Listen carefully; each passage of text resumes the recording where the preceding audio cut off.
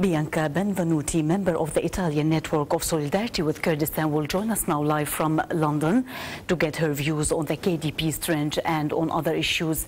Thanks for being with us, Mrs. Benvenuti.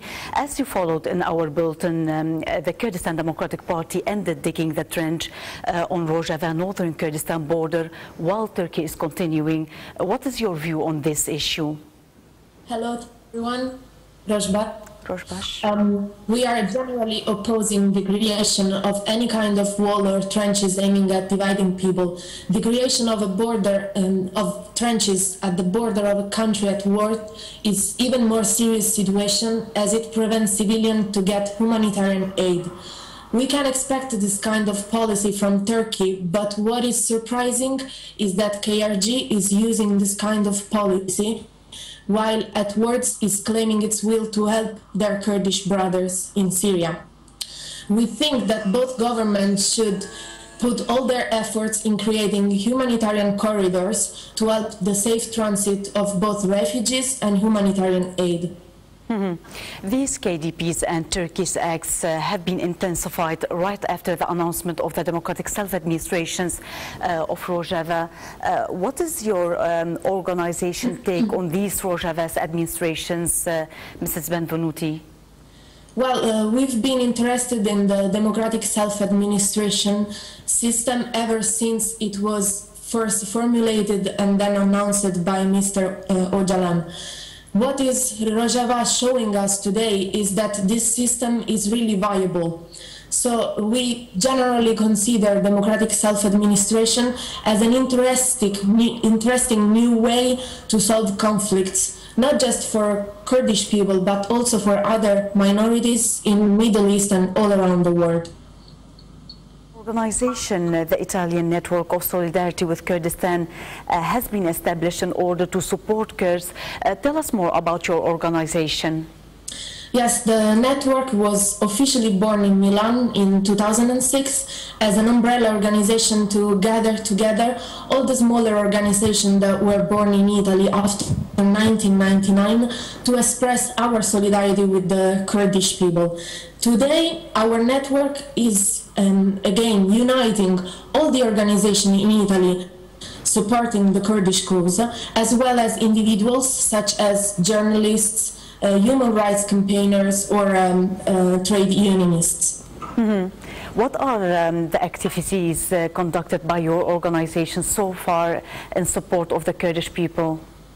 Our network is constantly collaborating with the Information Office on Kurdistan in Italy, and since 2003 we've been sending delegation to observe both elections and Newroz celebrations in Turkey.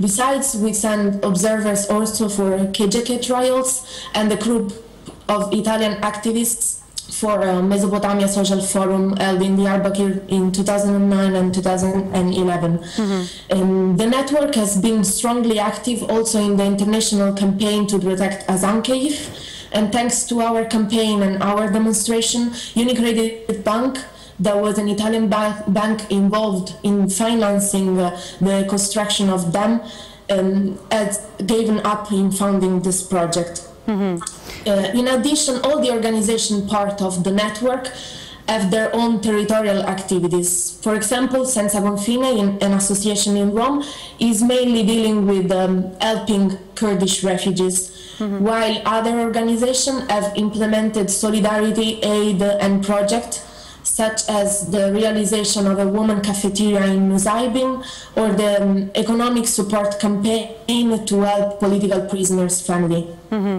We know all when people are going through revolution times, they are in need of any kind of support. What has your organization done in this regard for the Rojava revolution, and what are your plans, your future plans?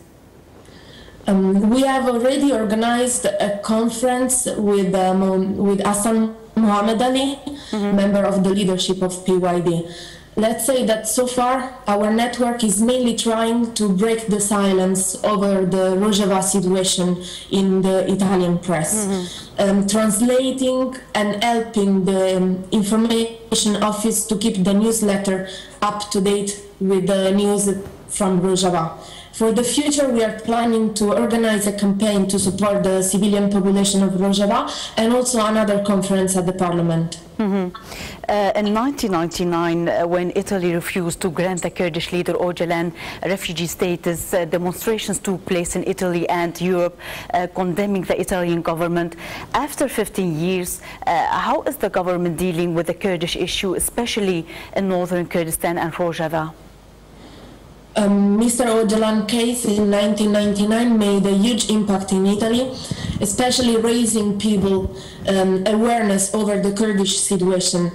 However, ever since 1999, every Italian government, no matter which political party was ruling, have had a rather deceiver attitude.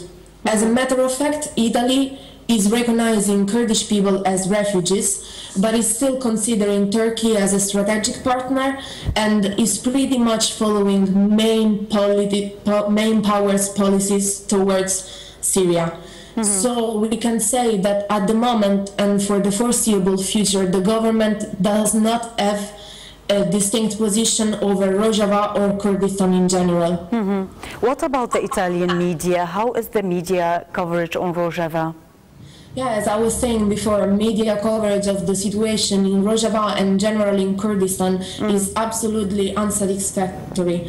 Only few independent journalists spoke about Rojava and mainly in their blog. The main media and newspapers are knowingly avoiding to speak about Rojava, and what's more, some distorted information are circulating about Kurdish support to the regime. So, as I was saying, our network is mainly working to fight this misinformation in the main press and media. Let's move on to the immigration in Italy, which is a point of conflict in the country. Both arrivals have more than tripled in 2014, with migrants from which Kurds from Rojava. Tell us more about them and about the circumstances in which they live, Mrs. Benvenuti.